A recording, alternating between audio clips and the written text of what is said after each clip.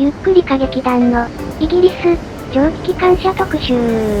ということで、今回はお約束通り、イギリスで見た蒸気機関車のお話をしてまいります。ざっくり言っちゃえば、お手軽、箸休め動画だな。っていきなり言われても、わからない方が多いと思うよ。相変わらずちーちゃんさんは、私たちの常識枠だな。プライベートではわがままですけど、余計なこと言わなくていいんだよ。私たちがいるのは、イギリス中部の都市、ヨーク。ここは、西暦70年から続く、長い歴史と、イギリスで最も大きな、鉄道博物館がある街です。中世には、ヨークシャー地方の中心都市となり、大きく発展。その名残として、旧市街地区を取り囲むように、石造りの城壁が残っているのが特徴です。これらは、中世時代に、防衛設備の一部として築かれたものです。その内側に建設された市街は、狭い石畳の通りが広がり、歴史的な建物や、趣のあるお店が並んでいます。狭い通りの両側に、木組みの建物が並ぶ、シャムブルズ通りや、イングランドゴシック様式で建てられた、ヨークミンスター寺院など、規模は小さいながらも、街はどこも美しく、訪れる人々を魅了します。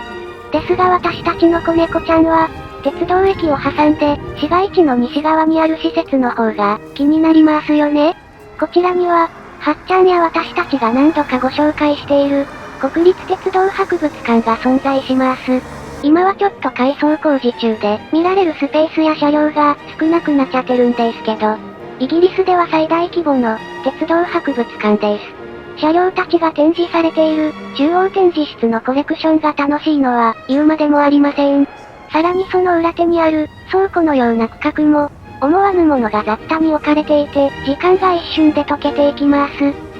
早速余談だが、機関車トーマスの原作、汽車の絵本では、トーマスたちがヨークにある鉄道博物館へ行くというエピソードがある。この話が作られたのは、博物館が拡張工事を行っていた1990年頃の出来事だ。当時、手狭になっていた国立鉄道博物館は、新しい展示スペースを建設するため、館内の車両たちが一時的に屋外に出され、特別展を開催していた。これに、蘇道島のトーマスたちが招かれる、という設定だった。あれ ?1990 年に、新しい展示スペースを作っていたということは、ここは何度か拡張工事をしているってこと？今も展示を増やすための大工事をしていますけど、その通りだ。もともとこの博物館は、1950年代に建てられた、機関庫の建物と土地を再利用して作られたものだった。けれども、収蔵する車両が増えて、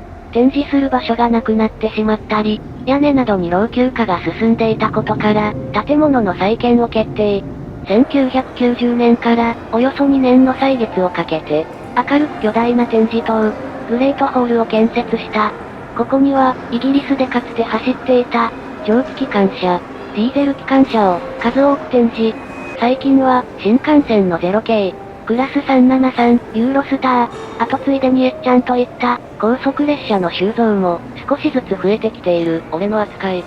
また、グレートホールの建物には、蒸気機関車の整備施設も併設され、分解、再組み立てから、部品の製造、そして、ボイラーの試運転設備までもが整っている。とりわけ、本線をイベント列車として走る蒸気機関車は、電車やディーゼル列車などの定期列車に混じって走行するので、事前の整備をきちんと実施しなければならない。私たちがイギリスを訪れた時期は、クリスマスのイベント列車がいくつも企画されていたため、博物館の整備施設や留置線に何両もの蒸気機関車が入場し、メンテナンスの順番を待っていた。この整備場と留置線は、博物館裏手の一般駐車場に面している。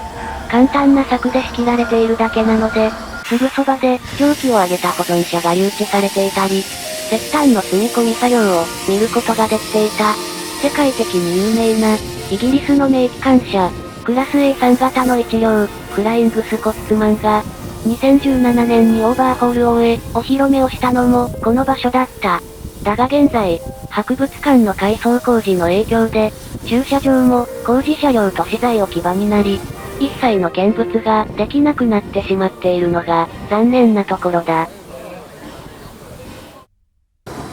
さて、イギリスには、フライングスコッツマンの他にも、いくつもの名機関車が誕生しました。その中で、特に多くの人の記憶に残る車両が、クラス A4 型です。特急機関車の傑作車、クラス A3 型を、さらに改良して、高速運転に最適化させた車両です。その性能を活かし、登場当時は、ここヨークを通って、ロンドンと、北のスコットランドを結ぶ、東海岸本線の高速特急に投入されていました。クラス A4 型の特徴は、なんといってもその外観。他の機関車とは一線を画す、流線形の車体がまず目を引きます。一部の車両は、車輪までカバーで覆う徹底ぶりです。車体に凹凸がなく、スマートな先頭形状は、現代の高速列車にも通じるところがありますね。イギリスの特急車両、クラス800型と並んでいても、遜色のない前面のデザインに驚かされます。この機関車が設計、製造された1930年代は、世界的に流線形が流行していた時代でした。鉄道車両から自動車、船舶まで、流線形デザインを取り入れ、スピードを感じさせるデザインにしていたのです。けれどその手法は、既存の車両の周りに空気抵抗を削減できそうな形のカバーを追加で装着するというものでした。それにこの時代の車両たちは、そこまで速度が速くなく、カバーの形状も厳密に検証されたわけではありません。とりあえず、垂直に切り立った部分や角を丸くしたら、抵抗が減るのではないか、と考えられていました。ところがこのような方法は、全体的な空気の流れを考慮していません。かき分けられた空気が、思わぬところに入り込んだり、新たな乱流を生み出していたのです。そのため、付け焼き場の流線形デザインは、空気抵抗の削減に、あまり貢献しないどころか、点検の際に、追加したカバーが、邪魔になっていました。やがてこの覆いは、取り外しても、走行速度がほとんど変わらないことが分かり、後に撤去されてしまう例が、多く見られます。その点、クラス A4 型は、風洞実験を重ね、実際に空気抵抗削減に効果のある形状が作り出されます。おまけに、内部のボイラーまでもが、カバーの装着を前提にした設計だったこともあり、この方だけは、1960年代の引退まで、流線形のデザインを保ったまま、走り続けたのです。このクラス A4 型の存在が、広く知られるようになった大きな要素。それは、世界で最も速い蒸気機関車の称号です。その記録を打ち立てたのが、4468号車、マラード号です。この子は、1938年7月に、世界最速となる、時速125マイル、201キロを記録。それは、マラード号が製造されてから、まだ4ヶ月後の出来事でした。今も破られることのない、世界記録なのですが、実は車両に不具合を抱え、線路も万全ではない中での挑戦でした。機関士によると、すべてが完璧の状態であれば、時速130マイル、およそ210キロまで、速度を乗せられたのではないかと言われています。現在のマラード号は、国立鉄道博物館に収蔵され、時速201キロを記録した時に連結していた、木造の計測車とペアで展示されています。日常的に時速200キロで走行できる、現代の特急列車と違って、マラードが時速201キロの大台を出したのは、下り坂の直線を利用した、5秒間だけ。それも、一度きりの挑戦だった。と言っても、木造車も時速200キロで走ったってのはすごいよな。ちょっとクラス A4 型が空気抵抗の削減に効果的な形をしているのは分かった。だけど、同じようなデザインを取り入れる蒸気機関車がほとんどなかったよな。これってどういうこと？それはですね、いろんな意味でタイミングが悪かったんだよ。まずは時代。この機関車が登場したのは、1930年代半ばのことだった。そのわずか4年後の9月に、例のあいつがお怒りになったせいで、各国の鉄道は、豪華でスピードを競う、特急列車を運転できる情勢では、なくなってしまったのだ。画期的な形状を持つ、クラス A4 型も、その性能をフルに発揮できたのは、ほとんどが4年にも満たない短い期間だけだった。それどころか、あの方は、およそ3分の1近くが1938年生。つまり、製造後、1年ほどで、第二次大戦が始まってしまい、花形特急運転からの撤退を余儀なくされている。その中の一両は、1942年に、現在の国立鉄道博物館がある場所に誘致中、爆撃を受けて破壊、製造からたった3年で廃車になった、悲劇の車両までいた。もう一つのタイミングの悪さが、動力の変化です。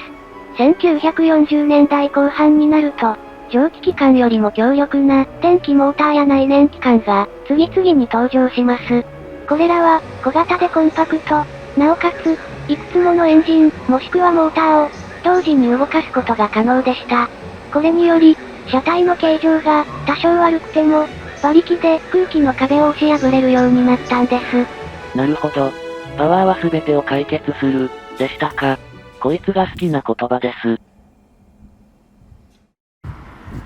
私たちがイギリスを訪れたのは、2023年の11月末。街では、クリスマスシーズンが始まった頃でした。イルミネーションや、クリスマスマーケットが設営され、一月後のクリスマスに向けて、街は日を追うごとに、華やいでいきます。これに合わせて鉄道では、蒸気機関車の特別列車を頻繁に運転していました。朝に、大きな街からお客さんを乗せて、クリスマスマーケットが開催される都市を訪れ、夕方に再び出発地へ帰る、というスケジュールが組まれています。私たちがヨークに来た時も、クリスマスマーケットと、ことを楽しむための、イベント列車が走っていました。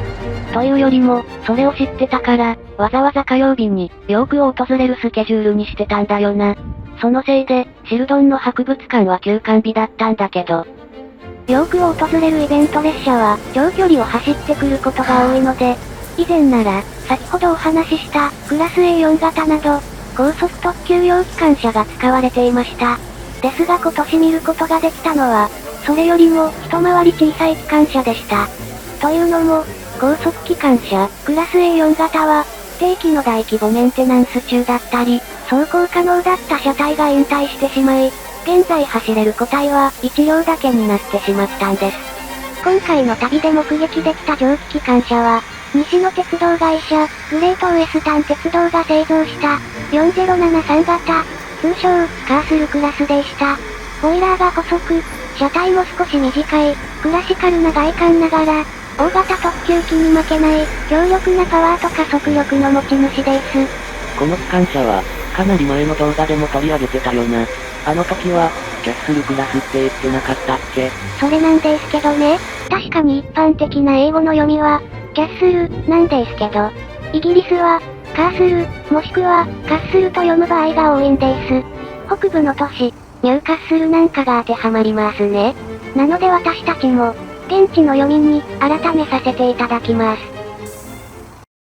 ものすごい基本的なことだが、蒸気機関車は、車体の前部に蒸気シリンダーがあり、内部のピストンが前後に往復運動をする。この動きを、回転運動として車輪へ伝えることで、機関車は走行することができるのである。通常の機関車は、この機構が左右に一つずつ、計2つのシリンダーがある。一方、カースルクラスは、このシリンダーが、車体の両外側に加え、左右の車輪の間にも2本、合計4本ものシリンダーを備えているのが特徴だ。この機関車は、通常の2倍もの蒸気シリンダー、蒸気のエネルギーを効率よく使える駆動装置。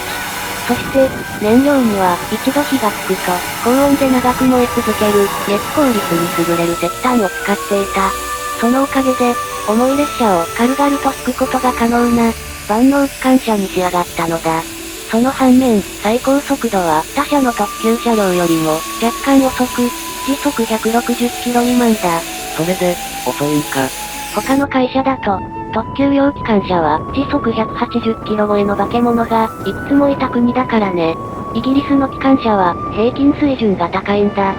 カースルクラスがいたグレートウエスタン鉄道は、ロンドンから西部方面に伸びる路線を有していた。この路線は、数十キロ程度の中距離に、いくつもの重要な街があり、高速運転を長くできる区間がそう多くない。その上沿線には港に面した街やリゾート地があり、大勢のお客さんを短時間で運ぶ必要がある。おまけに、西部の末端区間は、地盤が弱い地域や、通過列車の重量制限が設けられている橋などがある。こうした、相反する難しい条件をクリアすべく設計されたのが、軽量でコンパクトな車体に、加速と牽引力に優れる機関車、カースルクラスだった。2023年に私たちが見た特別列車は、編成後端に電源供給を兼ねた、後押しのディーゼル機関車がいたが、補助機関車がなくても、カースルクラスは、今でも重い客車を、一両で牽引できる能力を持っている。クリスマスマーケットを訪れる特別列車は、私の国、ドイツでも運転されています。こちらは大体、特急用の電気機関車が客車を引くのですが、短い距離の列車なら、イギリスと同じく、蒸気機関車も活躍していました。気温がだいぶ低くて、カメラのバッテリー残量が突然ゼロになる中でも、元気に蒸気を上げて走っていましたな。あの時は寒かったですね。遠くの線路から走ってきた機関車が、ホームに差し掛かる段階で、いきなりカメラの電源が落ちて、泣きそうになりました。それにしても、ドイツの車両は武骨で、いかにも蒸気機関車らしい外観だよな。全体的にスマートで、装飾まである、イギリスの機関車とは対照的だ。そんなことをやってる余裕のない時代の車両ですからね。この機関車は、戦時中に開発された、貨物用機関車、BR5 新潟です。1942年から製造が始まり、最終的に7000両以上が生産されました。大量の物資や人を各地へ輸送することを目的に各部が設計されています。それに、限られた資材や工員、そして短い時間で次々に機関車を生産するため、できる限りの簡素化がなされていました。合理的な構造と、大量に生産された実績。ここまでの話ですと、まるで名車のような印象を受けますよね。でもその中身は、名車といっても差し支えのない車両でした。第二次大戦中、イギリスもドイツも、物資の輸送に、多くの列車を必要としていました。イギリスでは、鉄道各社が保有していた特急用機関車が徴収され、高速、大量輸送に使われていたんです。フライングスコッツマンやマラード号など、160キロ以上で走行可能な、名のある高性能な機関車までもが日夜従事していました。しかし、うちの機関車は、性能と引き換えに工芸品のようにデリケート、繊細な部品も多く、熟練整備員によるこまめな点検と調整を必要とします。けれども、整備に割ける人員が少なく、時間も物資も限られる環境では、だんだんメンテナンスが、その場しのぎになっていきました。高い精度が求められる交換部品を作れる人も減っていき、数年にわたり、最低限走れればいい状態で維持されていたのです。ろくな整備をされないまま、長期間酷使されたせいで、戦争が終わった時、繊細な機関車たちは、ボイラーや駆動装置が相当傷んだ状態でした。中には部品の歪みも発生していて、かつてのような高性能を発揮するには、時間、人手、そしてコストのかかる大きな修復が必要でした。一方、戦時中生まれの BR5 新潟は、満足に整備ができないことを最初から想定して設計されました。その対策に構造は極力シンプル。なおかつ少ない物資で手早く作れるよう、各部の形状を簡約化しています。当時のドイツは、鉄が貴重だったため、鉄を節約する構造が用いられた上、平時なら熟練工が時間をかけて作る部品も可能な限り省略、完全に品質と耐久性を無視した工程になっていました。いくらドイツの人が合理的な考えを持つと言っても、このような作られ方をした機関車が長持ちするはずがありません。実は、当時の国鉄、そして政府は、この機関車を5年程度動けばいい、使い捨てのような存在で考えていました。列車を動かす機関車が不足していたので、品質よりも先に、とにかく数を揃えたかったんですよ。ところがこの機関車は、製造のしやすさ、鉄を節約した構造が幸いし、戦後も大量に生産が続けられます。特に、ドイツ民主共和国の国営鉄道は、1000両以上を保有していて、1980年代後半まで使われました。それはそうと、BR5 新潟は、随分動輪が小さいよな。ボイラーの大きさや車体の長さは、イギリスの機関車と同じぐらいだけど、足元がだいぶ小さく見えるせいで、なんだかアンバランスに感じてしまう。動輪の大きさは、一応、日本の D51 と同じなんだけどね。車輪の幅が、新幹線と同じ、標準機なのと、車体が大きいから、相対的に、車輪が小さく見えてしまうんだ。ちなみにイギリスのカースルクラスは、フライングスコッツマンなんかと比べて、小さく見えるけど、2メートルものでかい車輪を装備してございますのよ。というか、あの大きな車輪を高速でぶん回すためにも、4本ものシリンダーが必要だったんだ。蒸気機関車は、動輪を小さくすると、限られた長さに、多くの車輪を配置できます。その代償に、車輪が1回転するごとに進める距離が短く、最高速度が低くなってしまいますが、元から運転速度が遅い、貨物列車を引く目的なら、問題ありません。なので、通常の貨物用機関車は、小さめの動輪を4つ配置して、駆動力を確保。特急用の機関車ですと、大きい動輪を3軸配置することで、高速性能を追求する方法が一般的です。日本の機関車も、特急を引いていた C62 が3軸、貨物用の D51 が4軸ですよね。その上、車輪を多く配置すると、重量が分散されて、線路の管理がままならない場所でも、走行ができます。ですから、BR52 型は、動力を分担する軸数が、異例の5軸、